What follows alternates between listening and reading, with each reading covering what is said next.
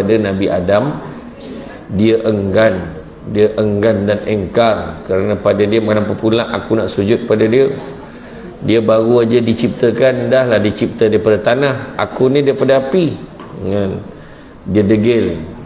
Jadi nak bagi tahu kat kita, degil, sombong itu antara sifat-sifat syaitan. Malahan ketika zaman Nabi Musa, syaitan ni mengadu kan, iblis mengadu pada Nabi Musa, kau cubalah bisik-bisik, cubalah minta-minta dengan Allah, minta ampun untuk aku. Kalau aku ni nak jadi baik balik, tak boleh ke? Jadi Nabi Musa kata, nantilah aku sampaikan. Bila sampai pada Allah Ta'ala, akhirnya dia kata pada iblis, baiklah kalau betul kau nak, ikut aku. Ke mana? Ikut aja. Ikut sampailah ke pusara Nabi Adam. Sekarang kau sujud kat kubur ni, tak nak dia. Tu kan. Nanti kita akan sampai jugalah nanti tajuk tu kan. Jadi tuan-tuan dan puan-puan rahmati Allah sekalian, tak ada tuan-tuan, tak ada puannya kan. Kan? Muslimat semua kan. Alhamdulillah. Seronok saya kan, saya tengok muslimat ni punya antara yang aktif sinilah. Sini yang saya pergi tengok, ada lagi satu lagi Masjid Topuan Besar Hatijah kat Batu Gajah Perak. Satu lagi di Pondok Mualim Slim River. Pondok Mualim Slim River sebulan sekali daripada Selangor, KL semua turun sana. Dan dia punya pondok Ustaz Tamizi ni, dia siap meja semua penuh. Kalau kuliah duha tu 500 ke 700 orang tak lagi. Tapi saya paling respect satu dekat mana? Dekat Masjid Bandaraya Likas, dekat Sabah tu. Dia ada 13 akaun. 13 akaun bank. Maksudnya untuk muslimat satu akaun, untuk ni satu akaun. Duit banyak betul. Dan setiap tu ada pengarah, pendidikan, pengarah bahagian ni, dia ada sekolah agama, bahagian mu'alaf, bahagian apa, semua dia ada. Haji lah beritahu kan. Kadang kesian bila tengok ada kuliah duha kena bayar pula kat masjid. Kesian betul tim muslimat ni kadang kan. Ini contoh Jadi itu sebab dia buat akaun banyak. Saya tengok dia banyak tempat yang aktif. Jadi teruskanlah. Bukan hari ni patutnya pakai, belum lagi hujung bulan yang pakai tudung gambar bendera tu. Belum lagi Merdeka kan.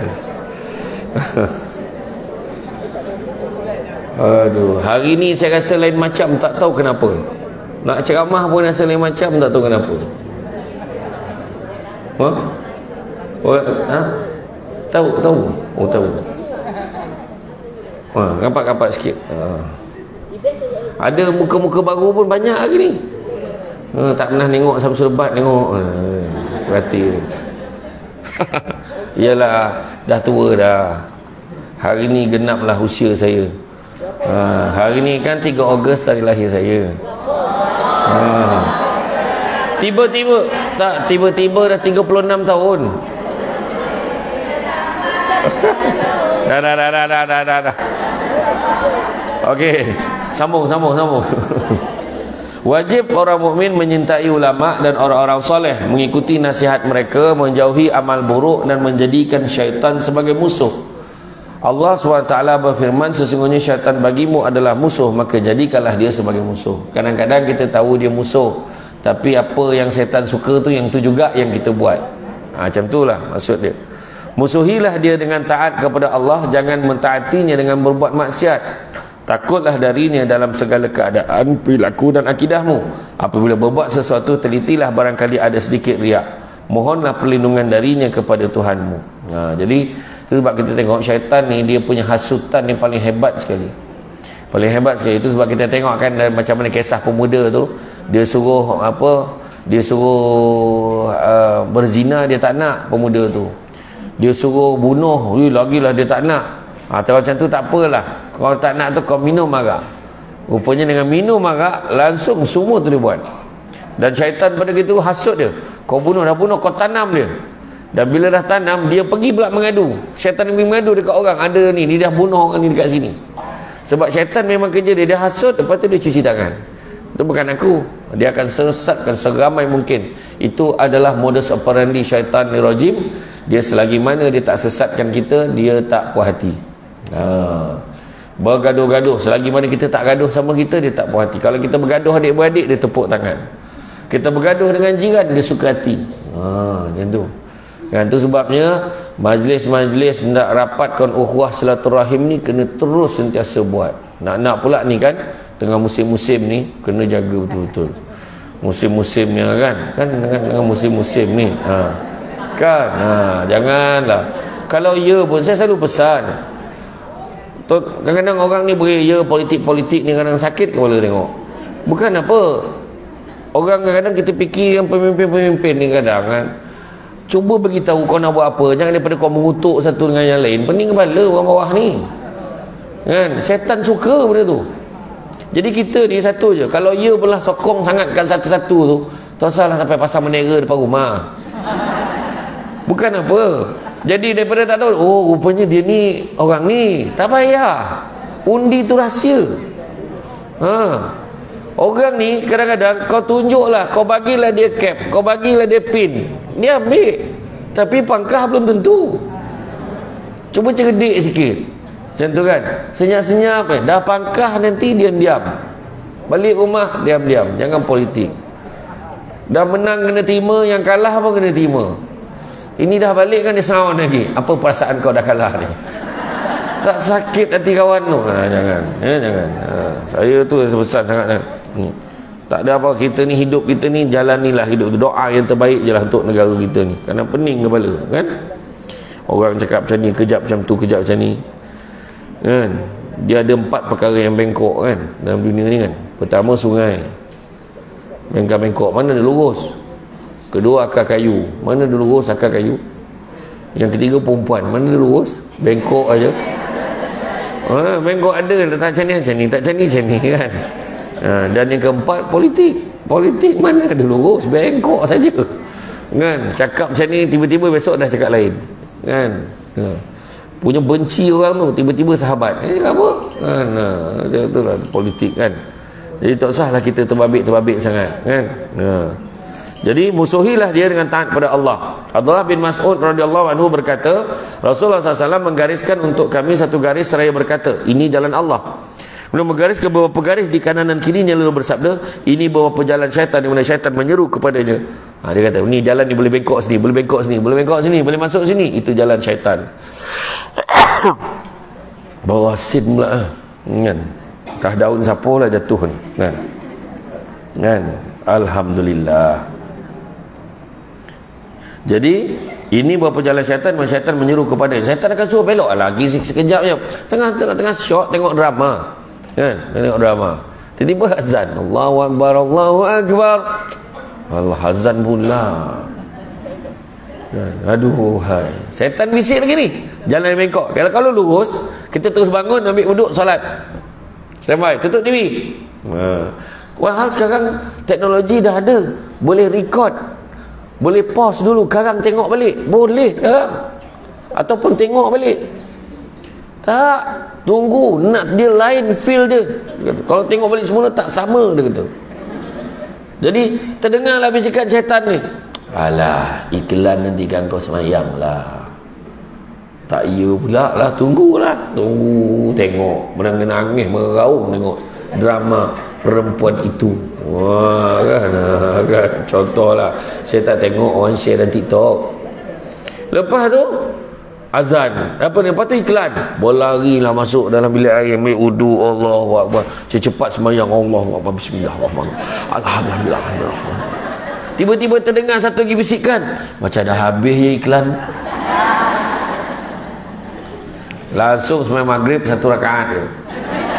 Orang lelaki pun macam tu tak? Dah azan lah, Allah, cepat kelang kabut nak pergi masjid ni. Kelang kabut, pakai baju kelang kabut. Relax, setan kata. Apa kau nak cepat sangat? Yang penting kau pergi. Orang lain tu langsung tak pergi. Dia tak iya pula. Dah slow dia balik. Lepas tu dia start motor. Lepas tu dengan Bismillahirrahmanirrahim. Dia dengan masjid damai-damai, dah baca ayat dah. Ya, dah rakaat pertama dah. Wih, lambat aku ni. Tak apa. Yang penting kau sampai. Rakaat ketiga kau masuk, kau masbuk pun tak apa. Sebab orang tu langsung tak pergi. Tak iya pula.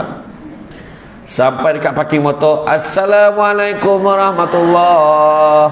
Assalamualaikum warahmatullahi. Setan bisik lagi. Tak apa, kau masuk dalam kau salam je. Orang kan tahu, kau tak semayang. Nampak?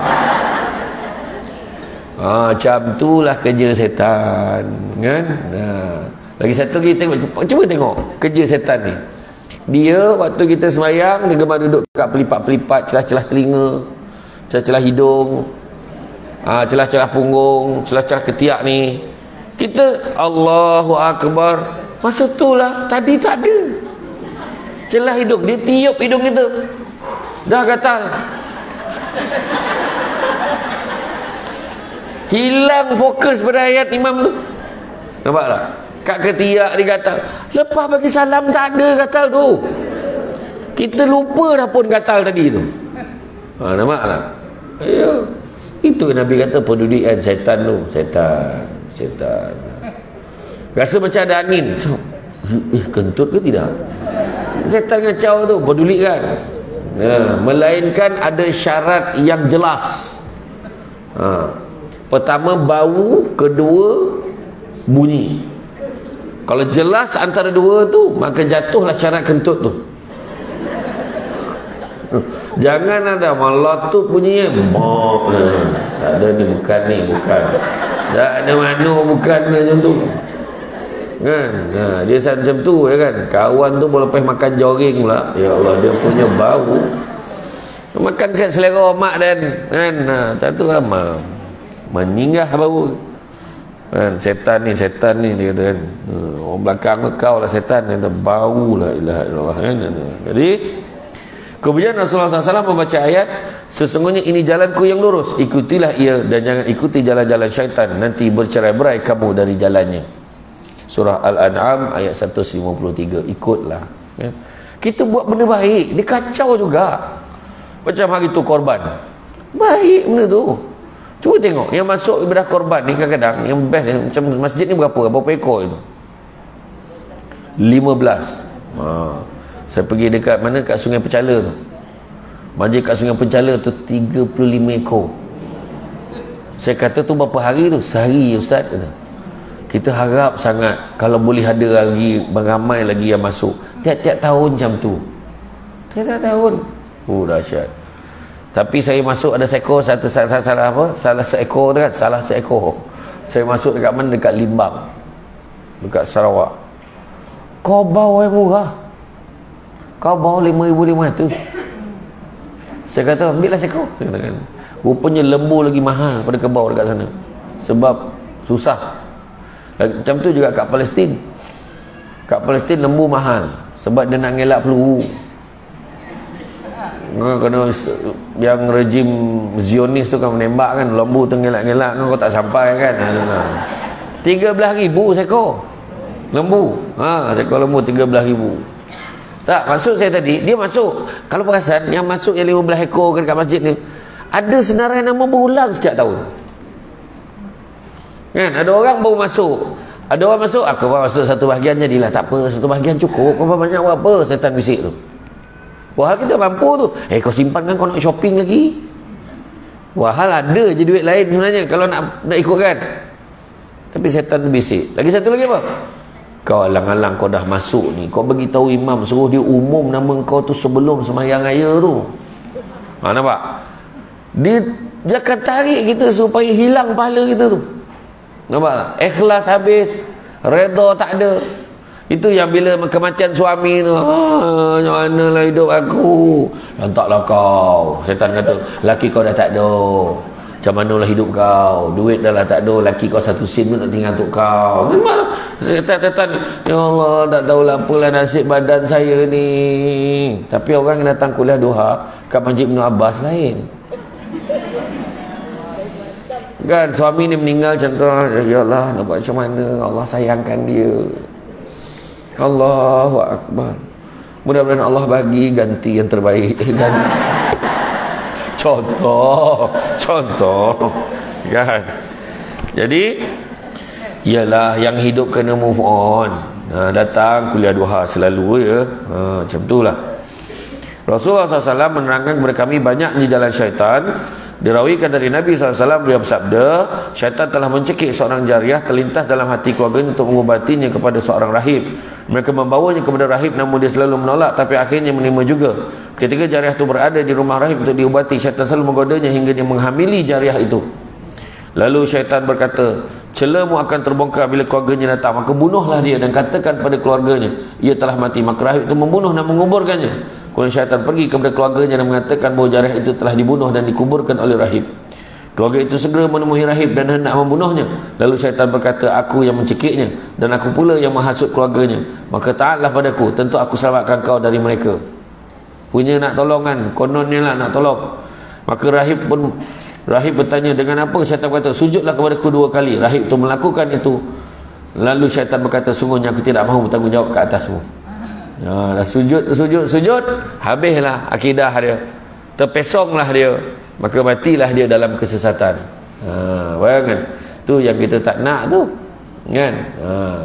Tu banyak berlaku, macam kes-kes bunuh sebenarnya kan, kes-kes bunuh. Ingat tak saya pernah cerita, saya pernah share sebelum ni, ketika Saidina Abu Bakar kan, didatangi, diziarahi oleh Nabi datang berbual dengan Saidina Abu Bakar. Tiba-tiba datang seorang Arab Badui, dia memaki hamun Saidina Abu Bakar. Dia memaki hamun Saidina Abu Bakar. Saidina Abu Bakar bangun, dia pandang, senyap Arab Badui itu. Dia sambung berbual dengan Nabi senyum. Kemudian Arab Badui itu masuk second round, dia kutuk lagi Saidina Abu Bakar. Dia kutuk. Saidina Abu Bakar bangun sekali lagi, pandang dia, senyap dia. Kemudian dia duduk, dia sambung balik berbual dengan Nabi senyum lagi. Kali ketiga Arab Badui itu kutuk lagi Saidina Abu Bakar. Kali ni Saidina Abu Bakar tak tahan, dia bangun, dia balas balik cacian dan makian itu. Segala binatang yang ada kat kebun tu, daripada unta sampai kambing, semua dia sebut dah. Unta kau, kambing kau, semua dia buat. Dia sebut lah. Bila dia sebut, pada ketika itu Nabi bangun, Nabi tinggalkan Saidina Abu Bakar tanpa memberi salam.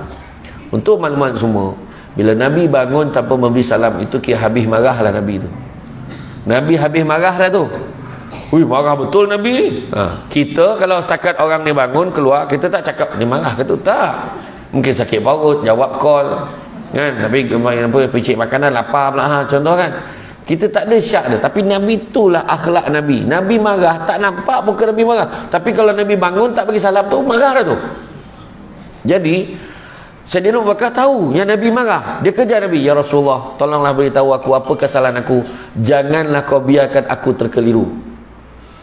Maka Nabi pun beritahu, waktu kau bersabar, waktu dicaci kali pertama, kau duduk dan kau terus berbual dengan aku, kau bersabar. Aku tersenyum kerana aku melihat seramai-ramainya malaikat berada di keliling kamu dan mendoakan keselamatan dan kesejahteraan kamu. Bila orang kutuk kita geram ni, kita sabar. Masa tu malaikat penuh keliling itu, semua doakan, ya Allah, sejahterakanlah dia. Kali kedua Saidina Abu Bakar bangun, tapi dia duduk terus berbual dengan Nabi. Nabi senyum lagi. Kenapa? Nampak bertambah-tambah lagi malaikat datang, semua mendoakan kesejahteraan dan keselamatan dia. Tetapi waktu dia membalas balik cacian dan makian tu, pada ketika itulah malaikatnya tadi melaknatnya, marahnya, mencela dia. Dia tinggalkan Saidina Abu Bakar dan tempat tu diganti dengan syaitan dan iblis. Syaitan iblis buat apa?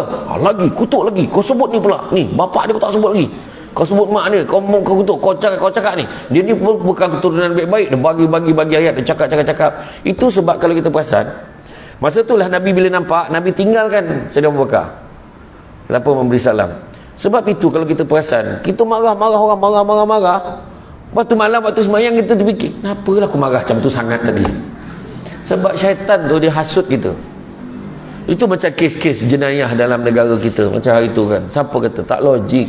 Budak tu boleh, dia yang dengan perempuan tu yang dia belah perut, dia dah tikam, dia belah perutnya, dia keluarkan janin yang berusia 4 bulan, kemudian dibakarnya. Esok pagi datang bawa lagi petrol sebab nak bakar lagi. Macam mana boleh kira? Dan budak tu sekolah agama, budak tu bekas pelajar sekolah agama. Kenapa jadi macam tu? Sebab syaitan. Tu yang tadi rahib tadi, yang semulia-mulia ni, yang alim tadi pun, dia boleh bunuh orang perempuan tu tadi. Sedangkan perempuan tu nak berubat dengan dia, tapi nak tutup malu dia di dunia ni, syaitan hasut dia. Itu sebab manusia dalam dunia ni kadang-kadang dia sanggup bayar, sanggup buat apa saja supaya tak nampak jenayah yang dia buat. Sanggup buat kan, sebab syaitan aja. Nampak tak? Itu yang cerita tu tadi, dah pukul, dah bunuh. Sebab ada sahabat saya dapat maklumat, yang budak yang membunuh tadi, bila ditanya, Dik, macam mana kau buat? Tak tahulah, saya nekat masa tu. Jadi masa tu dia tak terfikir pun. Macam mana dia boleh fikir nak belah perut, keluarkan janin? Dia bukannya pelajar jurusan perubatan. Nampak tak? Tak terfikir tu. Macam mana dia boleh terfikir tu? Nampak tak? Yang macam kita tengok kan, boleh mendera kanak-kanak yang istimewa, kisah Bella tu lah kan. Kadang aku buat kira apa, budak tu memang tak cukup, akal dia tu tak cukup macam kita, kau boleh buat macam tu. Tu yang kadang kita jangan bergaduh dengan orang gila. Kan bergaduh dengan orang gila, kita pun gila sama. Orang tu pening kan, orang tu 9, tahu 9, tak cukup 1 nak 10. Kau marah dia, kau marah dia, kau marah dia, kau bergaduh dengan dia buat apa? Macam cerita, ingat tak saya pernah bawa cerita dulu yang Kaldai bergaduh dengan harimau tu? Pernah dengar tak cerita tu? Kaldai bergaduh dengan harimau. Kaldai kata, harimau, kau nampak tak rumput ni? Kenapa? Rumput ni warna biru. Harimau marahlah, hijau lah warna rumput ni, kau buta ke? Biru, hijau, biru, hijau. Ni bukan cerita politik tau, tapi macam tu lah dia punya cerita. Kaldai tu kata, Kaldai tu mati-mati cakap rumput tu warna biru. Yang harimau tu kata warna hijau. Sudahnya bergaduh, Kaldai kata tak puas hati, mari kita jumpa dengan Raja Derima, jumpa dengan singa. Jumpa dengan singa nak mengadu, jumpa dengan raja, dia sebagai hakim tentukan siapa yang bersalah. Jumpalah singa. Apa hal ni Kaldai? Pagi-pagi dah bising kacau aku ni. Ni sekarang aku nak beritahu kau, aku bergaduh dengan harimau ni. Kenapa? Apa pasal harimau? Macam ni lah Kaldai kata. Betul tak rumput ni colour biru? Maka singa kata, betul lah tu. Singa kata tu. Singa kata, betul lah tu. Kan aku dah kata, jadi sekarang aku cadang. Harimau tu peranjat, tak cakap apa dah. Jadi Kaldai kata, aku cadangkan jatuhkan hukuman kepada harimau ni. Jadi singa kata, harimau, mulai hari ni aku jatuhkan hukuman, kau jangan bercakap dengan mana boleh menatang 3 hari berturut-turut. Jangan bercakap mana menatang, kau senyap. Lepas tu Kaldai pun pergilah, enjoy lah dia. Sebab dia dah menang kes tu, dia ajak kawan-kawan Kaldai dia semua enjoy, minum dekat Starbucks.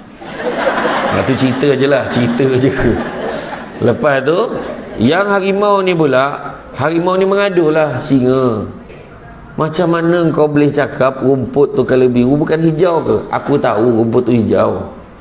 Habis tu yang kau pun satu harimau, badan kau tegap, sasa, otak kau cerdik, kau pergi layan bangang Kaldai tu bersuruh. Kau tahu kau lawan Kaldai tu kau takkan menang. Sampai besok pun dia akan cakap rumput tu biru. Kau pergi layan, ni buat apa? Jadi maknanya itulah pengajaran ni. Kadang-kadang ada orang dia tak nak tahu kebenaran pun, dia akan kekal dengan ketaksuban dan kebodohan dia. Tak usahlah kita cerita apa-apa dengan dia. Dengarnya yelah yelah sudah. Kita pun tak sakit hati. Kau berlawan dengan dia lagi kau sakit hati. Buat apa? Macam itulah pengajaran Tak ada kena-mengena dengan politik tau. Tak ada kena-mengena. Macam itulah. Dia memang tu sebab kalau kita tengok orang yang bunuh memang luar jangka. Kanak-kanak boleh kena hentak kat tadika tu sampai mati. Macam mana? Wahal dia tu ada sijil profesional tau, menjaga kanak-kanak prasekolah ni. Kalau kita ni patutlah mati budak tu, kita tak ada sijil tu. Kan bukan semua orang boleh sabar. Seorang ibu ni kadang dia boleh hentak baby tu sebab marah kan. Kenapa? Sebab emosi dia tu. Tu nanti tajuk lain lah, pengurusan emosi. Kan? Jadi macam tu lah.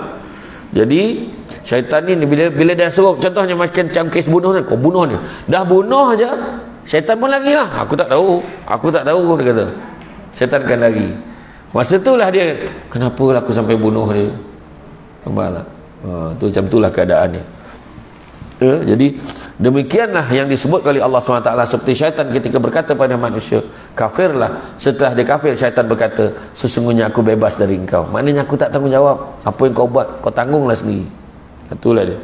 Dirawikan bahawa iblis bertanya kepada Imam Syafi'i radhiyallahu anhu, bagaimana pendapatmu tentang orang yang menjadikanku sebagai pilihannya dan memperlakukanku pada suatu yang dikehendaki, setelah itu dia mahu memasukkanku ke neraka. Demikian ini adil atau tidak? Imam Syafi'i terdiam sejenak lalu berkata, wahai kamu, Jika dijadikan kamu untuk sesuatu yang kau kenaki, maka dia menzalimimu. Tapi jika dia menjadikan kamu untuk sesuatu yang dikenaki, maka jangan tanyakan perbuatannya, dia makin rosak. Lalu iblis berkata, demi Allah wahai Syafi'i, aku telah menjerumuskan dengan pertanyaanku ini 70,000 abid hingga mereka keluar dari buku ibadah. Tanya, hasut orang sampai terkeluar daripada jalan yang sebenar. Ketahuilah, hati ibarat gedung pertahanan, dan syaitan itu musuh yang nak menyusup ke dalamnya hingga menguasai dan memerintah. Tidak mampu menjaga pertahanan dari musuh kecuali dengan menjaga pintu gedung dan celah-celahnya, tapi juga tak mampu menjaganya kecuali harus mengetahuinya. Maka menjaga hati dari godaan syaitan adalah wajib fardu ain, dan saranan untuk melakukan wajib adalah wajib pula. Jika tidak mampu menolak syaitan kecuali mengetahui lorong-lorongnya, maka mengetahui lorong-lorong itu menjadi wajib. Sedangkan lorong dan pintu-pintunya sebagai sifat hamba adalah banyak. Antara lain, pintu dia nak masuk ke dalam tubuh badan kita adalah marah dan syahwat. Marah merupakan belenggu akal. Jika akal lemah, pasukan syaitan akan menyerbu. Banyak kemarahan seseorang itu adalah permainan syaitan, seperti anak kecil memainkan bola. Tengok, marah tu yang ada orang baran, pukul aja, pukul isteri je. Orang yang ada sifat panas baran, haram hukum dia kahwin. Nah, ingat tu. Kalau ikut, sebab dia tak layak. Sebab kalau dia baran nak memukul, nak bertumbuk je, kenapa dia nak kahwin? Sebab nafsu dia satu lagi tu ada. Betul. Tapi kalau kerja dia mukul, nampak tak? Biru-biru kawan tu. Bukan tudung biru, dengan badan-badan biru. Kan, apa halat tu yang seorang tu biru semua. Dia kata, sebab apa, kena belasah dengan bini. Masalahnya malam tadi baru saja rakaman tazkirah malam Jumaat dengan Ustazah Dr. Nik Salida dan juga Ustaz Amin Idris malam tadi buat dekat Bandar Permaisuri malam tadi. Maksud bincang pasal tajuk keganasan rumah tangga lah. Ada yang dah kena pukul sampai satu tahap, orang perempuan ni sampai tahap perempuan ni dah hari-hari kena pukul, dia sampai salahkan diri dia sendiri. Ni salah aku lah, ni salah aku, dah bengkak macam mana, gigi dah tak cukup, pergilah report polis. Jangan, ni salah saya sebenarnya. Tengok, salah dia lagi. Ada macam tu. Itu sebabnya kalau waktu nikah tu kan, waktu majlis ada akad nikah, lepas akad nikah tu tak ramai pasangan yang buat tu penyerahan tu. Maksud saya pesan suruh buat, maknanya dah habis dah akad nikah tu, suami isteri tu menghadap mak ayah perempuan. Jadi ayah ni salam pengantin ni, ayah dengan ini serahkan anak ayah ni pada kamu. Kamu janganlah, kalau kamu marah pun janganlah kamu pukul dia, ayah minta sangat. Ayah dulu jentik, dia pun tak pernah wahal, sebat selalu masa kecil-kecil dulu kan. Tapi ayat macam tu lah, ayah sebat jentik dia pun tak pernah. Tolonglah jaga. Dan satu lagi, kalau tiba-tiba timbul rasa rindu dia nak jumpa dengan ibu dia, dengan ayah ni, janganlah kau halang dia, janganlah kau larang dia. Ayah pun rindukan anak ayah ni. Masa tu dia nangis lah perempuan ni, dengan tim perempuan. Sebab bila kita cakap bagi amanah macam tu, dia lebih meresap, dia akan ingat benda tu sepanjang perkahwinan dia. Tu kena buat tu. Dia fikir geram, habis akad nikah berlari pergi landasan kereta api, bergambar, tarik gaun macam tu. Ke pening bala tengok kan. Lepas tu pergi kat masjid besi Putrajaya, bersandar kat dinding tu macam ni, angkat gaun kan. Orang tengah ambil wuduk tu dah 8 kali masuk muka kan. Aduh, itu dia kejarnya dulu kan. Tu buat apa storybook, macam-macam gambar tak berapa keping, bayar beribu, pening bala. Ambil gambar pakai handphone, pergi cuci kat kedai, dapat 100,000 keping. Tak payah beria sangat. Dia pandai angle dia. Kau ambil 10,000 angle, kau pilih mana kau nak. Tu pening kepala. Bukan marah, geram. Lain yang dikejarnya. Iya. Kan? Jadi mana kata, jika akal lemah, pasukan syaitan akan menyembuh banyak kemanfaatan itu akan permain syaitan. Seperti anak kecil mainkan bola. Kau marah, main sepak sana, sepak sini. Semua benda nak marah. Dan telah tersebut dalam Ba'dul Awliya, berkata pada iblis, perlihatkan kepadaku bagaimana kau mengalahkan manusia. Iblis berkata, aku mengalahkannya ketika marah dan berkeinginan. Aku nak sangatlah beli bag Coach tu, nak sangatlah nak beli perfume tu, nak sangat aku nak beli kasut yang jenama ni, kan. Sampai satu tahap aku duit tak ada, yang ada duit Persatuan Kuliah Duha tu. Contoh kita kumpul duit, contohlah kita baru kumpul duit, ada taklah banyak dalam 1,200, ada lagi yang tak bayar ni. Tarik je dulu. Seorang tu pula, setan ni bisik, tarik je dulu, nanti kau ada duit so kau bayarlah balik. Tak iya pula. Banyak berlaku JK masjid kadang-kadang macam tu, dia tarik dulu. Tak boleh, walaupun kita pinjam tak boleh, walaupun kita boleh bayar balik tak boleh. Faham tak? Sebab duit tu amanah. Kalau boleh semua orang boleh buat pinjaman, semua orang nak tarik juga, tak boleh. Amanahnya duit tu tak boleh usik, faham tak? Tukar duit lain, nak tukar dia tak duit kecil nak tukar tu lain. Sebab kita bukannya sifat kita ni kita nak meminjam, kan, kita bertukar saja, tu lain, kan. Contohlah Samsul Bat nak tukar duit, ada tak duit kecil, saya nak bayar duit parking, kan, contoh, kan. Jangan tengok ada duit masjid ada tu, tak apa, kan. Dia tak apa, saya pakai dulu, tak boleh pakai dulu, ingat tu.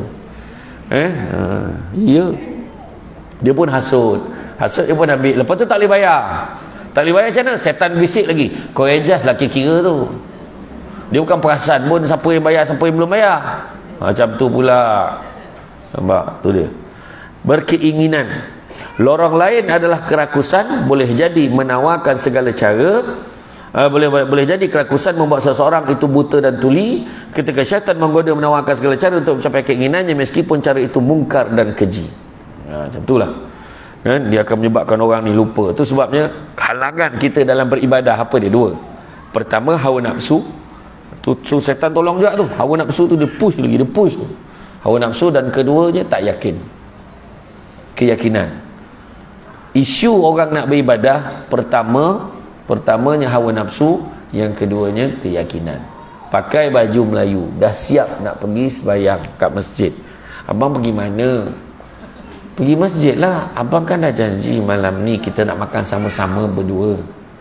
Abang sampai hati abang kan, lupa, kan. Nampak godaan tu, hawa nafsu. Ayolah besok lagi masjid. Dia tak pergi masjid. Godaan ni bukan hanya mesti isteri, suami, anak-anak pun. Ayah kata malam ni nak pergi pasar malam. Ayolah besok lagi masjid, jom kita pergi pasar malam. Tengok ayah semayang je kat rumah, semayang kat rumah, tak jadi pergi masjid. Hawa nafsu, nampak halangan dia. Jadi nak melawan tu cara dia jihad, perjuangan dia. Lawan benda tu. Abang kata nak makan sama. Iya, jangan risau, abang pergi masjid sekejap je, balik kita makanlah sama. Boleh pun, nampak tak? Dia kena kuat, jangan kalah macam tu. Abang kata nak pergi pasar malam. Kau jangan risau, pasar malam tu takkan tutup selagi ayah kau tak sampai. Nampak? Dia cakap dengan anak dia, senyap anak dia. Iya ke? Iya, ayah semayang sekejap, nanti balik kita pergi. Settle. Satu lagi tak yakin. Kenapa tak yakin? Ilmu tak ada. Orang yang tak ada ilmu, kita ceritalah macam mana pun. Ya ke? Macam mana pula kau tahu macam tu? Contoh, datang semayang. Contoh, kita datang hari ni semayang, kan. Datang tadi ada orang yang semayang duha dekat situ, lepas tu dia terus duduk kat situ. Dan dia tak bangun. Dia duduk, dia buka kitab Muka Syafatul Qulub tu, duduk kat situ. Dekat tempat dia semayang tadi, dia terus duduk situ dengan kuliah ni. Dia dapat pahala seolah-olah dia masih lagi semayang. Nampak tu? Nampak tu? Lepas tu kita cerita dekat orang yang tak pernah pergi kuliah ilmu.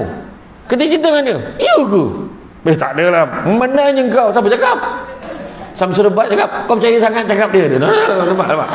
Orang yang tadi takkan yakin. Dia takkan yakin. Nampak tak macam tu? Macam kita lah. Okay, semayang berjemaah berapa kali ganda daripada semayang seorang? Tengok, semua jawab sama. Tak ada fikir dalam 20 lebih tu lah. Tak dekat dalam 20 ke 30, dan dekat-dekat 30, tapi bukan. Dia semua jawab 27. Tahu, tetapi keyakinan tu lain dengan tahu. Tapi at least tahu, cuma tak buat sebab pahala tak nampak. Tapi orang yang dah rasa kelazatan dia semayang jemaah di masjid, dia susah nak tinggal.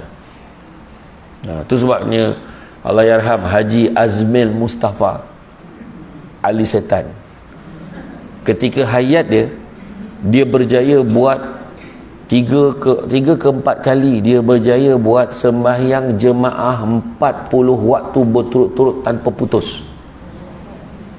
Cuba buat. Kalau nak dapat kelazatan sembahyang jemaah, cuba kejar. Cuba buat 40 waktu berturut-turut berjemaah, tak tinggal satu pun. Kat rumah pun sembahyang, sebab dia tak nak putus sembahyang jemaah tu. Dia pernah ceramah dekat Terengganu. JK Masjid tu letak penceramah pada malam ini Ali Setan buat itu. Lepas tu dia cakap ramailah yang datang. Lepas tu JK Masjid minta maaf dengan dia, minta maaf lah Haji, saya letak macam tu biar ramai datang kan, sebab ramai kenal yang itu. Jadi kata Azmil Musaffar apa, nak buat macam mana, panggil penceramah orang tak datang, panggil setan ramai datang. Dia kata macam tu, dia berseloroh macam tu, ingat lagi. Itu ayat dia. Itu sebab kata kan kadang tu sebab yakin dua ni. Yakin ni datang majlis ilmu, makin banyak macam tu rupanya. Sedekah ni macam ni. Malahan macam saya kata tadi kan orang yang masuk korban tu, orang yang sama berulang-ulang masuk korban. Dia masuk lagi, tahun depan masuk lagi, tahun lepas ekor, tahun ni masuk 2 ekor. Dia masukkan keluarga dia. Masukkan lagi, kadang-kadang dia masuk je letak syaratnya nama yang hidup, tapi dalam hati dia niat juga untuk arwah. Contohnya kan, dia letak je beberapa bahagian. Kadang-kadang ada satu tu, tak apalah, bagi-bagilah kat orang, saya tak ada ni, kata. Dia masuk 2 ekor, dia datang pun tak, sebab dia kena pergi Singapura contohnya, tapi dia masuk 2 ekor. Sebab apa dia buat tu? Sebab dia dah rasa dah kesan sedekah tu, mengalir pahala. Bagi dia sponsor, lagi dia bagi duit, lagi dia bagi ni, makin banyak Allah bagi dekat dia. Betul kan? Nampak tabung, jangan senyum lagi. Tabung tu tak nak senyum, tabung tu nak duit. Masukkan duit. Tak mampu masuk RM1, masuk RM10. Kan? Masuk korban, tak mampu satu bahagian, ambil seekor. Macam tu lah. Iya, saya kata itu tak mampu ambil seekor, tak apalah, ambillah satu bahagian. Tak mampu, tak apalah, pergilah dekat masjid tu, tolong-tolonglah lapar-lapar. Tak mampu juga, tolonglah timbangkan daging tu. Tak mampu juga, ambil bekas tu pergi hantar dekat rumah-rumah. Tak mampu juga, kau beratur ambil bahagian kau, berambus balik, payah sangat. Susah sangat nak suruh buat baik lah, mengatakan. Iya tu, kita kata tu. Nampak tak tu? Sebab apa? Hanya orang yang yakin, dia dah rasa. Macam tu lah. Macam orang pergi haji kan, ya Allah, tak ada orang pergi haji, pergi umrah ni balik tak nak pergi dah, cukuplah sekali, azab, ya Allah azab. Tak ada. Orang sakit lutut pun kalau boleh nak pergi lagi, berseret lah, dia siap dah duit dalam poket dia, tukang tolak tu, door to door. Yang tukang tolak tu macam Formula 1, dekat depan hotel tu dah ready dah, dia nak pergi dah. Okay, niat bu, ya budak Indon tu, niat bu, bismillah, sampai, settle. Betul kan? Tapi ada yang bagus, Syekh Mat, dia siap ajar baca subhanallah, siap ajar. Mana? Ya, tu sebabnya, sebab kata kan, makna kata orang nak pergi juga lagi. Jadi insya-Allah saya pergi insya-Allah bulan 10 pergi lagi. Itu siapa nak pergi dengan saya bulan 10. Saya pergi dengan ikhlas umrah. Saya setiap kali pergi dengan cakap berbeza-beza. Dah penat sangat travel umrah ni, berebut dengan saya, bagi-bagilah, lepas ni dia pula macam tu. Tapi saya customkan package saya, dia setuju baru saya pergi dengan dia. Turun dekat Jeddah, kita masuk Taif dulu, kita rehat, ziarah, kita duduk kat hotel yang selesa, dan saya tentukan hotel mana. Lepas tu ziarah, lepas tu kita duduk dekat satu villa tu. Dah habis ziarah dekat Taif, satu villa yang cantik tu, kita makan kibah golek. Lepas tu kita ambil gambar sampai lebam. Sebab villa tu cantik. Kenapa saya pilih villa tu? Sebab villa tu toilet dia banyak, selesa untuk kita tukar ihram, pakai kain bersih apa semua. Dekat sana tukar senang, nak buang air senang. Lepas tu baru pergi Qadrul Manazil, kita mikot. Jadi 2 jam je jaga ihram. Lepas tu pergi sana, harga dia 8,000 lebih. Ni anak syarikat Air Asia. Jadi kapal terbang banyak, jangan risau. Dalam store tu ada 10 biji ke kapal terbang. Kapal terbang tak ada, jangan risau, ada. Kemudian daripada Mekah ke Madinah naik bullet train, tak perlu tambah duit. Kemudian malam belas ada satu lawatan Bahara Desert. Maknanya orang tak pernah pergi lagi tempat tu, cantik pada pasir tu. Kemudian malam belas makan kapsashi, nasi unta, pakai pakaian ala Arab, sambil kita bincang-bincang kan, buat-buat. Lepas tu besok tu bawa balik air zam-zam. Lepas tu satu je saya pesan, sebab banyak-banyak travel saya tak kisah, Asia ni, korang ni masalah ni satu je, airport kau KLIA 2. Kenapa pula Ustaz? Menapak daripada turun ke terbang tu nak pergi tempat cop pasport jauh. Oh ya ke Ustaz? Apa kau tak tahu airport kau? Jadi saya kata, satu syarat, kalau kau nak aku sign, aku nak bagi dan juga wheelchair untuk semua jemaah aku. Tu saja. Setuju tak setuju? Baru dia setuju. Dia dah setuju pun saya sign. Tu kan? Jadi biarlah 2 trip 3 trip pun bagi tu. Orang tak larat jalan. Setiap level tu saya nak. Dia kata, jauh. Saya yang muda pun tak larat. Jadi saya pesan, apa tu satu lagi, saya tak nak jadi mutawif. Saya jadi jemaah, sarapan sama, makan tengah hari sama, ziarah sesama, buat umrah sesama, bilik asing. Kau jangan lebih kan, nak bilik sama pula, pahal pula kan, macam tu. Tu lah cerita dia. Bulan 10 ni bukan promote tau, lebih kurang. Bulan 10 berapa bulan lah. Bulan 10 tak saya 18. Bulan 9 Jakarta, Bandung. Nak pergi Samsul Bat, tu pun kosong, 30 orang aja. Yang umrah tadi 80 orang 40 ke 80. Saya tak nak ramai, takut nanti saya tak boleh nak layan jemaah. Bulan 9 pergi ke Bandung, 30 orang, RM2,200. Siap semua, hotel, tiket kereta api semua siap dengan, sebab Bandung Jakarta ke Bandung naik kereta api Indonesia, Bu. Itu 4 hari 3 malam. Hotel semua siap, makan minum siap. Nanti tanyalah, nanti saya tak ingat tarikh. Satu lagi bulan 12. Siapa nak pergi dengan Samsul Ubat dengan harga 7,999 pergi ke Kapadokia, Turki. Nak pergi Turki. Tu nanti bagi nama cepat. Bagi nama cepat. Itu pun tak ada target ramai lah. Ni pun bukan promote, lebih kurang. Apa hal boleh cerita pasal travel tu tadi? Aduh, macam pergi umrah. Mana ada orang nak pergi, dah pergi tak nak pergi lagi dah. Mesti nak pergi lagi. Kan? Sebab apa? Sebab dah rasa. Tapi orang yang tak pergi, dengar cerita dia tak boleh bayang. Saya dulu masa tahun 2006 saya menang pidato Perdana Islam Hadari. Zaman Pak Lah dulu. Tak macam mana saya menang, nombor 3 tu daripada Johor dapat 76 markah, Sabah tu 77 markah, Samsul Debat 95 markah. Maka pidato saya saya bagi dapat RM5,000 dan juga tiket umrah. Masa dapat tiket umrah tu, mak saya rupanya sebelum tu, lepas arwah abah saya meninggal, mak saya dapat pergi sekali, dia kumpul duit, dia pergi dengan satu travel, dah tutup dah travel tu. Dulu kan pergi sampai 14 hari. Dulu 14-15 hari. Lepas tu travel tu kata ada masalah visa, tinggal 13 hari. Lepas tu 13 bulan. Lalas mak saya pergi 11 hari 9 malam. Orang dia punya travel kan, 11 hari 9 malam. Mak saya macam frust lah. Tapi mak saya tak cakap sebab nak kumpul duit susah. Tapi mak saya cakap, ya Allah, kau bagilah rezeki dekat aku, ya Allah, supaya aku dapat pergi lagi. Mak saya cakap.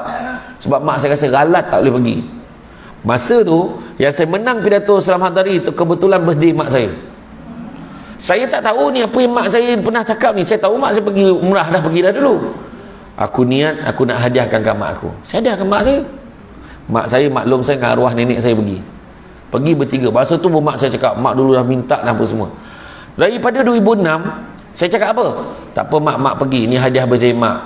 Saya kata apa? Saya ni, saya ikhtiarlah cari duit sendiri, nak pergi sendiri besok. Daripada 2016 sampai daripada 2016 pun boleh pergi sendiri. 10 tahun. Sepanjang 10 tahun tu saya sebut orang, pergilah umrah, pergilah tanah suci, pergi. Tapi hati saya tak faham apa seronok kat pergi tu. Walaupun saya kata seronok tuan-tuan, pergilah saya kata, tapi saya tak rasa. Cerita suruh orang pergi. Tapi bila saya pergi baru kita faham. Tu maksud dia tadi. Nampak tak? Jadi orang yang dah buat dia rasa. Itu sebab orang datang majlis ilmu, oh macam tu, oh macam ni, ya Allah, oh neraka macam tu, ya Allah, tak naklah aku, tak naklah mengumpat. Bila kita duduk dalam majlis ilmu dengan ustazah tu cakap, tahu tak sesungguhnya orang yang mengumpat itu, dia kata kan. Kita pun tak nak, kita cakap dalam hati kita cakap orang dalam hati terdetik, yalah aku tak naklah macam tu, ya Allah, banyak dah aku mengumpat orang ni, tak nak. Dalam hati je. Baik sekejap, keluar dari masjid buat perangai dia balik kan. Tapi lepas tu datang balik masjid, elok balik, keluar buat balik. Itu sebab kena lazimkan, lama kelamaan keyakinan tu akan datang, ya. Jadi demikian pula. Sampai mana pula tadi aku tadi? Dirawikan bahawa Nuh alaihissalam menaiki kapalnya beserta dengan semua jenis binatang dan manusia yang berpasang-pasangan sebagaimana perintah Allah. Tiba-tiba dia melihat seorang tua tidak dikenalinya berada di dalam perahunya itu. Nuh bertanya, mengapa engkau masuk? Dia berkata, aku masuk hendak menggoda hati teman-temanmu hingga hati mereka bersamaku meskipun badan mereka bersamamu. Nuh berkata, keluarlah wahai musuh Allah, sesungguhnya engkau dilaknati. Iblis menjawab, dengan 5 cara akan kuhancurkan manusia. Dia kata, 3 di antaranya akan kuceritakan padamu, tapi yang 2 tidak. Kemudian Allah memberi wahyu kepada Nuh bahawa yang tidak itu kau tidak memerlukannya. Mintalah agar dia menceritakan yang 2 saja. Kemudian Nuh berkata, apa yang 2 itu? Iblis menjawab, keduanya itu tidak mendustakan dan tidak mengingkariku. Dengan keduanya ku hancurkan manusia, iaitu rakus dan hasad. Dengan hasad aku dilaknati dan direjam. Adapun rakus telah menyebabkan Adam terkeluar dari syurga, maka aku menggodanya dengan kerakusan. Maknanya tamak, tak cukup. Dia rasa tak cukup, nak juga buah khuldi itu, nak juga, dia kata kan. Macam tu lah. Itu sebab kalau kita tengok, memang ingat tak peristiwa Ma'al Hijrah kan, Nabi, macam mana puak kafir Quraisy tu boleh buat keputusan nak bunuh Nabi? Kan kafir Quraisy, kota-kota kabilah tu bermesyuarat ni, bincang ni, apa kita nak buat dengan Muhammad ni? Muhammad ni dah makin dahsyat dia punya dakwah ni, makin ramai orang memeluk Islam ni, bahaya pada agama kita ni. Berunding dengan Muhammad, bagi duit tak nak, bagi perempuan tak nak. Kenapa kita runding dengan dia? Kita gili-gili. Tahun ni kau sembah Tuhan kami, tahun depan lepas tu kami sembah Tuhan kamu. Tahun depan kita tukar balik. Berunding dengan Nabi macam tu. Nabi kata, no way, tak boleh. Kau teruskanlah. Nabi kekal dengan prinsipnya, tak nak, tak boleh kan. Jadi biasa bincang-bincang tu, Iblis menyamar menjadi salah seorang daripada ketua kabilah dengan pakaian yang cantik, dengan hebat, baunya wangi. Dia kata, tak usah tangkap Muhammad ni, susah. Kau tangkap pun lagi besar pengaruh dia, orang lagi kesian dengan dia, orang lagi sokong dia. Habis macam mana? Bunuh saja Muhammad tu. Tu Iblis kata. Jadi semua setuju. Itu yang keluar tu reward tu, siapa yang bunuh Muhammad akan diberikan ganjaran 100 ekor unta. Tu masuk Surakah yang bergaya tu. Tetapi kuda tu bila nampak dekat dengan Nabi tersungkur tu, nampak tak? Kuasa Allah kan.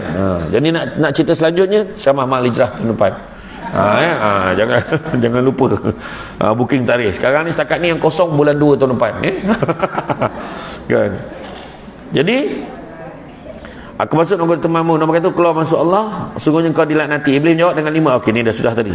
Kemudian lorong lain lagi adalah kenyang makan meskipun halal, sebab kenyang akan menguatkan syahwat sebagai pedang syaitan. Nampak, suruh makan sampai kenyang. Itu sebab Nabi ajar kita makan sebelum lapar, berhenti sebelum kenyang. Betul? Betul kan? Makan sebelum lapar, berhenti sebelum kenyang. Kita pula selagi belum kenyang jangan berhenti. Itu kita. Perjuangan belum selesai, dia kata kan. Makan. Nak pula sekarang dalam media sosial kan, yang paling tinggi sampai FYP biasanya pasal makanan. Saya tengok iklan adik saya buat sambal Samsul Debat. Ya Allah, bila tunjuk yang makan tu, bila ada orang makan krop itu memang tinggi dia punya view. Kalau tengok yang cerita dalam yang Indon yang makan, yang masak-masak tepi sungai tu, saya tengok apa dah tu, beria mak saya tengok. Apa sedapnya, macam mana sedap tu kan. Dia punya tu makan, lepas tu langsung kita pun pergilah ayam pak gebus dekat depan tu kan, makan. Ya Allah, berdarah telinga daripada macam tu lah kan. Hati-hati ya. Kita bila tengok dalam media sosial nampak konten pasal makanan, jom ramai-ramai pastikan halal dia dulu. Tu kena hati-hati. Kadang-kadang ada satu syarikat ni, ada satu company ni, dia buat makanan daripada berasaskan daging bakar ni semualah, steak ni semualah. tingkat atas halal, tingkat bawah non halal. Jadi kita pun naiklah atas yang halal. Walau dapur kongsi. Macam ada tu. Tu sebabnya kalau segi pensijilan halal takkan dapat sebenarnya. Tu ada sekali tu saya pergi makan dekat satu kedai, memang sedap lah, daging bakar ada dekat Mid Valley dululah. Kat Mid Valley ada satu tu, tapi saya tanya, ni halal ke tak? Keluar tukang masak tu, dia tak display dia punya logo halal tu, tapi bila kita tanya baru dia buat keluar, dia tunjukkan. Dia tunjukkan, oh ada punya halal. Lain kali display lah biar orang tahu. Makan dekat restoran Chinese Muslim kan banyak sekarang ni, Chinese Muslim kan, Zaharah Tan kan, Zalina Yo, contohlah kan, janji dia bunyi kan, kita pun pergilah. Jadi mak saya dengan makcik saya tu pergi ke dapur tengok tukang masak tu. Betul, tukang masak dia Melayu, Islam, betul, ada sana. Lain kali kau display, dia pun display senarai nama tukang masak, tukang mancur semua ada. Ada satu kat Kuala Pilah viral, banyak tempat lah, bukan Kuala Pilah, ada banyak tempat. Toke dia Cina yang jaga cashier, yang lain semua Melayu. Tukang masaknya, tukang apanya, apa semua Melayu. Macam mana tu? Boleh tak? Boleh. Tapi kalau ada pilihan, pilihlah yang halal. Yang tak masuk yang Melayu Islam, sebab dia bayar zakat. Itu beza. Contohlah kan. Tapi sadar boleh tak makan? Boleh, tak ada masalah. Tak ada jadi haram kita makan. Sebab orang Melayu masak, dia pun beli barang, dia pun masak semua kan. Tak ada masalah. Kan? Kemudian telah dirawikan bahawa Yahya AS nampak Iblis membawa penjerat, lalu Yahya bertanya, ya Iblis, penjerat apa itu? Iblis berkata, inilah syahwatku pakai menjerat manusia. Nabi Yahya bertanya, adakah aku akan dijerat? Iblis jawab, jika kamu kenyang, ku beratkan kau dari solat dan zikir. Nampak? Jerat ni tadi akan beratkan orang tu daripada solat dan zikir. Nabi Yahya bertanya lagi, adakah selain dari itu? Iblis jawab, tidak. Lalu Nabi Yahya berkata, kerana Allah semata, perutku takkan kupenuhi makanan selamanya. Iblis juga berkata, demi Allah, aku akan menggoda manusia di sepanjang hayatnya pasal makan. Ni grup ni ada yang datang naik kereta sesama. Dia dah bincang dah, lepaskan kita nak lepak minum kat mana. Dia dah ada dah pot dia kan. Ada kata restoran tu asam pedas memang power gila, baru buka. Ada kata kan, ada kedai kakak aku ni semua. Tak adalah salah dia pergi makan, tapi jangan sampai kita berat nak solat dengan ini, beringat tu makan. Kena makan sampai tak sedar ni, tak sedar, tak sadar, sedap gila dia kata kan. Itu sebabnya kadang-kadang kenapa kita niat tu penting. Peristiwa hijrah mengajar kita tentang niat. Aku makan ni nak rasa, nak buat rasa-rasa kan, kita nak makan ni nak rasa-rasa, nak rasa nikmat Allah, rezeki Allah bagi. Tak salah, makanlah, perbetulkan niat kita. Aku nak makan ni, aku kalau boleh target 3 pinggan ni asam pedas, segala binatang aku nak makan. Binatang, asam pedas, ikan siakap, ikan jenahak, ikan merah, semua dia order je. Ikan pari. Macam saya pergi Lipis lah, saya memang tak boleh kawal lah kalau pergi Lipis tu. Pergi Lipis, pergi patin steam azmi tu, baung, patin, kerai. Kerai tu dia goreng garing, mengeletek nyawa dia sadap. Macam tu lah. Tapi makan jangan sampai kita tak boleh buat apa dah. Jangan kan, nikmati rasa tu, tak ada masalah. Biasanya hilang selera makan lepas tu waktu bayar. Memang sebab mahal betul. Tengok orang tu pergi Langkawi nak ikan pertunjukan, ambil kau beribu ikan cakap tu. Baru tahu kan buat macam mana nak makan punya pasal. Nak buat macam mana ikan tu menjadi mahal kan. Sebab lepas tu orang semua tanya, ni siakap biasa ke siakap pertunjukan? Orang tanya dah. Nak makan, boleh makan, tapi jangan sampai kita lupa diri kita, sampai beratkan diri kita. Nak kuruskan badan, kenapa? Tu niat juga. Aku nak kuruskan badan sebab supaya ringan beribadah. Aku ringankan badan ni sebab aku nak kuruskan badan ni sebab aku nak lawa. Tak payah. Kalau muka dah makin takat tu je lah muka kau. Tak payah nak lawa-lawa sangat. Lawa tu, minta maaf, bukan saya cakap apa, lawa tu subjektif. Apa tak? Kat orang ni lawa, kat kita tak lawa pun. Beg tu cantik sangat kat seorang, suka sangat kau beg ni. Aku suka buat collection. kan? Tapi kat orang ni, apalah kau pakai lagi kopai tu? Kopai sebut dah. Tu tak kopai. Orang ni 9 faham lah tu. Kopai tu beg biasa je, kan? Ingat tak beg jahit bagi yang gambar kunci tu? Yang terkeluar pembaris jahit tu, ingat tak? Ingat kita? Ingat tak? Ingat yang warna merah, warna biru? Itulah saya ni itulah tua sangat dah rasanya. Kan saya ingat lagi beg tu. Yalah. Pada dia lawa sangat dah. Jadi trend pula sekarang ni. Contoh kan. Dulu beg tu dia bila dia ambil balik kan. Dulu seluar kan bawah besar. Lepas tu kecil pula. Lepas tu tahun 90-an dia naik balik. Siap berlipat bawah, siap dengan besi belakang, buckle, ada buckle belakang tu. Nampak? Lepas tu sekarang ni dah mula mengecil balik. Dulu ada lipat tengah, ada cikang. Sekarang dah tak ada cikang pula, plain je. Dia jadi balik. Dia kejap ada, kejap tak ada. Ingat tak zaman dulu tudung macam mana? Belang-belang, ikat kat tengkuk. Kan? Lepas tu ada tudung yang berkilat tu, lepas tu ada macam sanggul pengakap tu. Itulah apa nama tu yang tarik ke atas tu, bersusun atas lemari tu. Ya, dulu orang dulu pakai, orang Brunei rajin pakai tu. Nak zaman berubah kan. Itulah dia. Cerita dia macam-macam lah kan, orang jadikan trend kan. Jadi ada pun lorong iblis yang lain ialah suka berhias. Baru cerita. Suka berhias pada pakaian dan rumah oleh perempuan. Kan? Syaitan selalu menghasut orang untuk hingga dia kerugian umurnya dan takkan sedar sampai mati bahawa dia di jalan syaitan mengikuti hawa nafsu berakibat buruk. Wa nauzubillah. Beli baju, tempah. Yang terbaru ada Cigaro CGO Cotton. Samsul Debat tak ada mengikat keluar dekat Plaza Masalam. Cantik. Satu family boleh pakai. Betul, dia ada saiz daripada besar sampai kecil. Kan? Tapi masalahnya baju ni bila kita beli dalam malam ni dah penuh dah. Beli lagi, sumatkan lagi, bagi kat orang tak, mati kita. Baju-baju tu akan bersuara, dia beli aku ya Allah, tapi dia tak pakai ya Allah. Kenapa tak bagi kat orang? Dia kedekut ya Allah. Dia tahu dalam hati kita, pakaian tu tahu, hati kita tak bagi orang kenapa.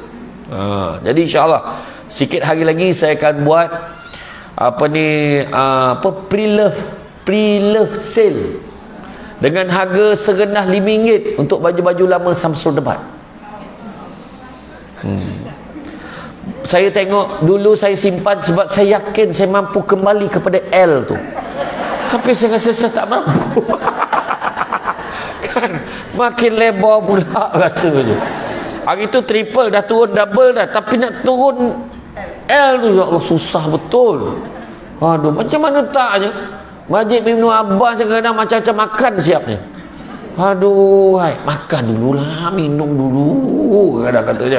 Tapi hari ni saya tak nak, saya ada banyak kerja lain nak buat. Tapi macam itulah.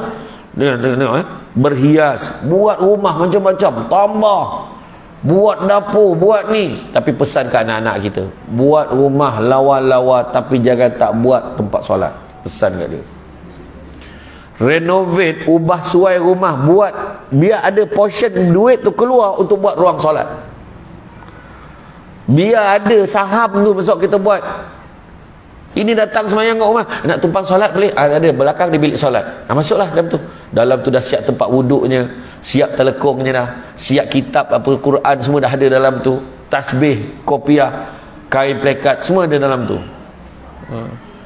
Nak semayang tu boleh-boleh, sini boleh, tu sejadah ada, ni sini boleh, ngadap kiblat sini kan, sini, dia pun tak tahu kiblat mana. Betul, sebab kita tak tahu tau, kita tak perasan. Macam contoh malam kan, malam kita tidur, ya Allah malam ni aku nak tahajud lah, kita pun bangun, berjalan pergi ke bilik solat tu, setiap langkah tu ada pahala. Ini tak, kalau kita tengok pattern pemaju sekarang yang kebanyakannya bukan Melayu Islam. Bila buat rumah dia dah buat kelok atau dekat dinding tu boleh lekuk macam ni kepala katil, dah tahu dah. Kat sini letak wardrobe, sini dah letak katil, wardrobe sudahnya semayang mana? Depan jamban. Perasan tak? Cuba tengok kadang depan toilet semayang, alah kan. Lepas tu kena pula tak flush, hilang khusyuk semayang. Bau apalah ni kan. Contoh. Jadi maknanya Tu yang kadang orang ambil ringan. Duit kau boleh buat posh, kau boleh buat bilik untuk bilik apa, bilik nak buat kerja, bilik study boleh buat. Kenapa surau tak boleh buat? Kan musalla, tempat solat kita tak buat. Tu kadang-kadang kesilapan orang sekarang, kan? Nampak tu? Dia berhias, nampak tu? Kemudian sampai di kerugian umurnya, takkan sedar sampai mati bahawa dia di jalan syaitan mengikuti hawa nafsu yang berakibat buruk. Buat rumah, buat ini. Sudahnya rumah makin besar, orang makin tak ada. Bukan orang makin ramai. Saya tengok ni yang datang kat sini kebanyakan balik rumah dah besar-besar dah. Bilik tak ada orang. Kadang-kadang nak pula suami pun dah tak ada. Dia seorang. Rumah makin besar, orang makin tak ada. Melancong satu dunia, jiran sebelah rumah pun tak kenal. Pangkat makin tinggi, kearifan makin tak ada. Pangkat tinggi, arifnya tak ada. Semua tak pandai, tak tahu macam mana menjadi menteri. Contoh ni saya cerita Zimbabwe ni, bukan Malaysia. Pakai jam tangan mahal tapi tak pernah tepat waktu. Manusia makin ramai, kemanusiaan semakin kurang. Air minuman semakin banyak jenis, air bersih makin tak ada. Nampak tak? Teman di media sosial semakin ramai, teman sejati pun dah tak ada. Dulu teman sejati macam mana? Engkau ni sakit, tak pernah kau cakap dengan aku. Kalau kau anggap aku kawan aku, kenapa kau tak cakap kau sakit? Aku ni bukan kawan kau ke? Oh, dulu macam tu kawan. Kau sampai hati engkau kan, sakit kau tanggung seseorang. Aku ni bukan kawan kau. Dah lah, kau jangan cakap dengan aku, dia kata. Sambil tu dia picit tangan kawan dia kan. Kau nak pakai duit, kenapa kau tak cakap dengan aku? Susah sangat kau nak cakap. Berapa kau nak pakai? 2,000. 2,000? Nah, ambil 100. 100 dia bagi pun. Bukan banyak pun dia bagi. Kan? Iya, teman di media sosial semakin ramai, teman sejati makin tak ada. Pendapatan semakin tinggi, ketenteraman jiwa semakin rendah. Makin tak tenteram jiwa. Duit banyak, hati tak tenteram. Mak tak? Ya, macam itulah keadaan manusia sekarang. Belajar semakin mudah. Tengok YouTube, TikTok, media sosial, belajar semakin mudah, guru semakin tidak dihargai. Ya sekarang sian. Sebab saya kata, saya pesan selalu bila saya camahkan, kata tuan-tuan jangan datang Samsul Debat aja. Samsul Debat ni ilmu dia tak tinggi mana. Walaupun dia belajar law ke apa semua, tetapi bidang yang kalau ikutkan yang paling tinggi hebat ilmu, setiap hari Senin sampai Jumaat tu tuan-tuan datanglah. Guru-guru takmir tu mendalam ilmu dia. Samsul Debat ni ada peluang, kalau tadi cuti memang akan pergi. Nak dengar sangat dia mengajar. Iya, pergi. Samsul Debat ni bagi ni tarikan untuk orang nak mula spark, nak bagi sparkle. Boleh orang kata apa? Percikkan itu dapat. Oh, seronoklah majlis ilmu ni, nak datang lagi. Itu je Samsul Debat ni sebenarnya. Iya. Kan? Hari ni ramai, penuh. Saya tengok 15,000 tak kurang ni sekarang. Malah lepas tu termasuk yang lalu lalang tu masih kira. Macam tu lah tuan-tuan. Sedangkan tamak juga merupakan orang iblis. Tamak. Safwan bin Salim telah meriwayatkan bahawa iblis menjelma sebagai Abdullah bin Hanzalah. Safwan menegurnya, hai Ibnu Hanzalah, peliharalah apa yang ku ajarkan padamu. Ibnu Hanzalah menjawab, aku tidak memerlukannya. Safwan berkata, ya Hanzalah, fikirlah, jika baik ambillah, jika tidak buang saja, janganlah kau meminta kepada selain Allah. Lihatlah bagaimana ketika engkau marah, sesungguhnya aku memilikimu ketika engkau marah. Nampak? Kan? Demikian pula sifat tergesa-gesa, termasuk orang syaitan. Kelang kabut itu juga. Cepatlah, jomlah. Tak apa ni. Ada je benda. Jom. Cepatlah. Ada benda tergesa-gesa. Sabar. 5 perkara kena ada dalam diri kita, selamat dunia akhirat. Yang pertama, sebut pertama ni memang salinnya.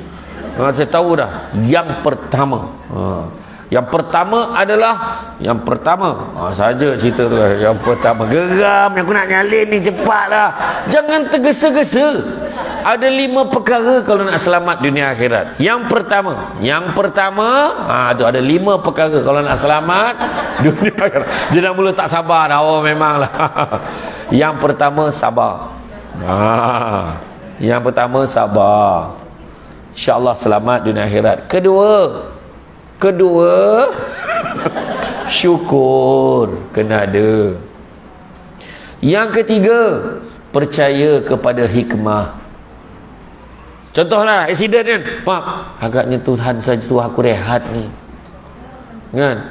Aduh, kenapalah aku naik kereta ni? Kita tumpang kereta dia tadi. Ingat nak tumpang pergi ke KL. Dia memang nak pergi KL, tapi kau ikut aku singgah tu tempat tu boleh. Rupanya singgah kuliah duha. Aduh, kuliah duha lah pula. Sekali tengok lah Samsul Debat rupanya. Dia tak tahu pun hari ni Samsul Debat. Dia main ikut aja, tak sangka. Kan? Contoh, ada hikmah. Tanam tabu di tepi rumah, cabut ubi sampai ke akar.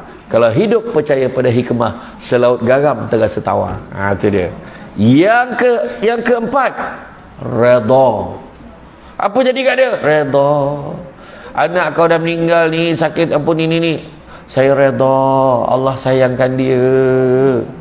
Macam mana? Saya pernah cerita kan, kawan baik saya meninggal dunia sebab kes bunuh. Saya cerita terus terang. Kawan baik daripada kecil, pada sekolah rendah darjah 1 sama sampai darjah 6, masuk sekolah menengah, kawan rapat. Kalau malam nak keluar, saya cakap, mak keluar dengan Aidil mak. Itu kawan baik saya. Mak dia pun satu, mak keluar dengan Acoy mak. Saya nama glamour saya Acoy kat masuk. Sebab masa kecil dulu muka saya macam Cina, Chinese dulu Acoy. Dah besar macam Shah Rukh Khan sikit, jadi tu tak. Dan memang saya rapat dengan dia. Lepas tu waktu dia masa diploma, saya masuk diploma Poliamin di Melaka, UiTM di London Lalu Gajah Melaka. Dia di Perlis. Kemudian masa degree kita orang jumpa balik dekat Shah Alam. Dia ambil engineering, saya ambil law. Masa tu lah terkejut dia mati kes bunuh. Cerita lah. Yang penting dia ni 2 beradik je. Bayangkan. Dia 2 beradik dan adiknya perempuan. Dia lelaki. Dia kena bunuh. Bayangkan anak tunggal lelaki, harapan keluarga. Cuba fikir. Kan, saya memang tak boleh, orang kata lama jugalah saya kemurungan jugalah seperti kawan saya kan. Lepas tu memang rapat betul. Pernah 2 minggu sebelum dia meninggal tu, saya duduk dekat Seremban, dekat, kalau perasan dah sampai masuk Bandar Seremban, nampak apa Tepak Siri Himsal. Saya duduk kat situ dengan dia sambil makan aiskrim cornetto. Saya kata dia aku rasa kita ni rapat sangat, jangan besok kita bersanding sama tak? Kata dia tu. Dia kata aku tak nampak lah aku bersanding dia kat tu. Lepas tu dia meninggal. Ringkas cerita, waktu ke bumi memang penuh orang datang nak tunjuk baik arwah ni. Dia memang tak tengok solat apa semua. Nak maklumkan semua, kes bunuh ni salah pukul. Orang ni salah orang pukul sahabat saya sampai mati. Bayangkan. Tapi bawa ke kubur, ayahnya pun dah arwah dah, baru dalam beberapa tahun. Macam masa tu macam nak pitam lah, sebab apa kan, nak mengecam dengan mayat anak apa semua. Masa dekat kubur, mak saya cakap kat mak dia. Dia kata apa? Dah kau sabar banyak-banyak kau sabar banyak-banyak. Dia cakap dengan mak arwah ni. Apa mak dia cakap? Yang paling mengejutkan, ni kat kubur ni. Makna baru semalam ni kena bunuh ni, hari ni ke bumi ni. Apa ayat mak dia? Ida, memang nama dia lah. Dia kata, Ida maafkan orang yang buat anak Ida ni. Tu cakap tu. Dia bayangkan betapa kuat redha ni. Nak cerita dia terima. Tu saya kata, kalau nak tengok, ada lagi saya simpan kat Tanah Bar. Ada saya simpan. Itu yang keempat. Nanti kemudian nak cerita. Yang kelima adalah ikhlas. Ikhlas. 4 redha. Ayo, sah betul lah. Panjang cerita tertinggal redha. Yang keempat redha. Jadi makna kata sabar, syukur, hikmah, redha, ikhlas. Ikhlas ni selamat kenapa? Sebab dia tak kisah. Dia kerja macam kita kerja. Orang tu dulu kan tolong kenduri. Dia tak mengharapkan balasan. Wa imma terima kasih pun dia tak harap. Saya ajar tu ikhlas tu. Ikhlas betul kau buat kerja ni semua. Ikhlas dia pasang. Kan ada orang kampung dulu masak nasi minyak, mana ada upah lebih apa? Dia masak nasi minyak, sedap dia seorang dia buat sedap kat kampung tu. Nasi minyak bagilah dia, baru jadi. Kita kan kalau masak memang minyak saja. Kan? Kalau buat masak lauk pengantin, seorang ni je yang pandai. Betul tak kan? Jadi lepas tu orang cakap, terima kasihlah hari tu tolong masak. Tak ada apalah, kau ni terima kasih pula. Dia marah pula orang tu terima kasih kat dia. Tak ada apa pun. Sebab tu ikhlas. Tu saya kata dulu saya pergi borot dekat apa? Borot dekat Bukit Belacan di Ampang dulu. Kan masa tu apa? Saya kena mild stroke. Kena muka je. Orang panggil sekarang ni band palsy. Masa tu istilah tu tak ada lagi. Kemudian baru datang istilah tu. Jadi Bila urut, dia urut saya, bila nak bayar kan, bayar, tak apa, jangan bayar kat saya. Habis macam mana masuk dalam bilik tu? Dekat bilik tu, dalam bilik tu ada tirai tu, dekat situ ada satu tabung kat dinding tu, masuklah berapa nak masuk. Jadi dia tak tengok kita bagi berapa. Jadi lepas minggu dalam hari Sabtu dia nak keluar ke pekan, baru dia buka tabung tu. Dia pun tak tahu siapa bagi berapa. Maaf, senang hati dia macam tu. Ya. Tu sebab dulu orang marah saya naik Azia. Saya salah satu kenapa saya suka Azia tu. Kan, saya suka Azia tu sebab pertama hati saya elok sikit lah. Betul. Sampai satu tahap dia 390,000 kilometer. Lepas tu kawan-kawannya semua balon. Ustaz-ustaz yang lain ni, yang rapat-rapat dengan semua balon. Kau ni kufur nikmat, dah ada kereta yang besar tak nak pakai, kau pakai lah. Saya pun bawa lah. Tapi kereta Azia tu bawa lagi lah. Ada bawa jugalah. Itu kan. Ya, nak kena betulkan hati kita. Kena pakai baju je boleh rasa, mahal baju aku ni. Habis dah kita. Kan? Tengah semayang jenazah ni. Semayang jenazah kan. Allahu Akbar. Allahu Akbar. Assalamualaikum warahmatullahi wabarakatuh. Lepas tu kita tengah doa. Waris tu lalu pula masuk duit RM5. Kita ni kelas tadi semayang tadi. Tengok RM5. Nampak. Betul tak? Itu saya kata kenapa? Dalam banyak-banyak masa kenapa time tu kau nak bagi duit kat orang? Bagi 100. 100 lah dia bagi. Habis juga ikhlas tu. Tu bahasa kata. Banyak lagi. Itu sebabnya orang buat apa? Buat majlis keduri tu, tahlil tu orang bagi makan. Keluarga tu nak bagi makan. Kalau tak mampu, buat kat masjid. Jangan cakap, ni tahlil menyusahkan keluarga arwah. Siapa cakap? Bukan paksa. Kan? Tu sebenarnya. Kan? Kemudian apa lagi? Kemudian demikian pula sifat tergesa-gesa masuk orang syaitan. Tergesa-gesa itu dari syaitan dan berhati-hati itu dari Allah. Ketika tergesa-gesa, syaitan meniupkan kejahatannya kepada seseorang sekiranya dia tidak tahu.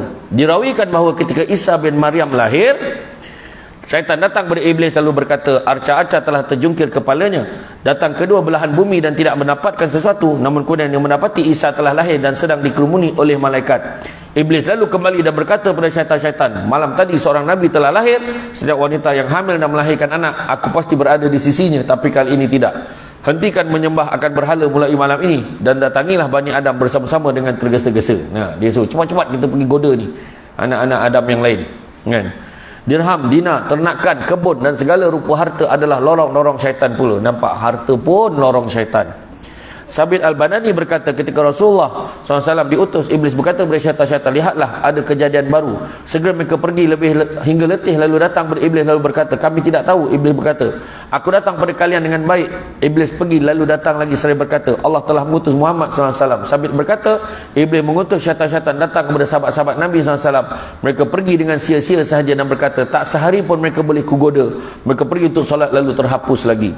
Iblis berkata pada mereka, barangkali Allah membukakan dunia untuk mereka, maka sebahagian mereka kami perlukan. Kemudian bakhil, Nabi sahabat ni nak goda tak dapat, terhapus dia. Dia orang yang musnah. Bila nak goda, dia orang yang kena balik kan? Kemudian bakhil dan takut fakir juga lorong iblis. Takut, miskin aku bagi ni tinggal berapa duit aku, habislah aku ni kan. Itu pun lorong iblis juga. Tidak mahu sedekah dan infak, justru mengundang akan seksa yang pedih. Keburukan bakhil adalah rakus mengumpulkan harta sebagai umpan syaitan-syaitan. Kadang kita heran tengok orang ngumpul duit sampai gila betul, tak balik-balik rumah kan. Buka office, duduk kat pejabat sampai tengah-tengah malam, buahal dalam bank dah ada beratus-ratus juta dah ada lagi kan. Macam mana sampai macam tu? Abdul Rahman bin Auf pun kaya, manusia paling kaya dalam dunia. Abdul Rahman bin Auf, bayangkan dinilai, ditaksirkan harta Abdul Rahman bin Auf lebih kurang 750 bilion jumlah emas yang ada pada dia setelah dia mati. Maknanya dia lebih kaya daripada Bill Gates dan Jeff Bezos. Bayangkan, memang sangat kaya. Dan dia bagi setiap kali perang, tak pernah tak sumbang. Kemudian begitu juga isteri-isteri Nabi, disiapkan 2 bodyguard pengawal untuk ikut pergi ke pasar, pergi mana-mana urusan. Teman tolong bawa barang, tolong teman tolong jaga keselamatan. Yang mana gaji dia Abdul Rahman bin Auf bayar. Kemudian mangsa-mangsa keluarga-keluarga yang terbabit dengan perang Badar, bagi duit 400,000 duit kita sekarang, 400,000 setiap satu keluarga yang terbabit dengan perang Badar. Bayangkan. Nak ceritakan, ada masa lagi solat, ada masa lagi beribadah, tapi orang kita ni kadang-kadang dia sibuk punya dahsyat, tak ada masa. Nak makan pun tak sempat. Bayangkan. Macam tu lah. Balik rumah pun tak ada. Ada seorang tu businessman, dia ada 2 isteri. Dia ada 2 isteri. Bayangkan sebulan sekali dia akan balik dekat kawasan tu. Balik dekat kawasan kediaman isteri dia. Dia buat appointment dating dengan isteri pertama. Isteri pertama datang, borak-borak, makan sejam, borak sejam, pak bagi duit belanja 10,000. Zap, bagi, dia pun balik. Kemudian bini nombor 2 pula datang. Pak, lepas tu bagi 10,000, pak, dia pun hilang lagi sebulan. Punya sibuknya macam tu sekali. Bayangkan, balik rumah pun tak sempat. Tengok, ada orang macam tu sangat. Sebab kan kita kan heran kadang-kadang tengok orang kaya ni kan, pelik-pelik. Jadi janganlah minta kaya sangat. Bukan apa, Abdul Rahman bin Auf tu adalah salah seorang daripada 10 sahabat yang dijamin syurga oleh Allah, tapi yang last kali masuk. Sebab apa? Banyak soalan kena tanya. Sebab harta dia banyak. Jadi eloklah, lagi sikit harta lagi cepat masuk syurga. Mudah-mudahan kan. Ini risau. Aduh, duit tinggal berapa je. Allah, beg duit aku tertinggal. Rezeki kawan-kawan belanja ni. Dalam masalah tiap-tiap kali kuliah duha memang duit dia tertinggal saja. Itu masalah tu. Ada tu. Kan? Serta justru mengundang akan seksa yang pedih. Keburukan bakhil adalah rakus menggunakan harta sebagai umpan syaitan-syaitan. Demikian halnya sebagai lorong syaitan, iaitu fanatik kepada mazhab, syirik, bermusuhan dan memandang hina kepada pihak yang lain. Semua itulah yang merosakkan abid dan fasik.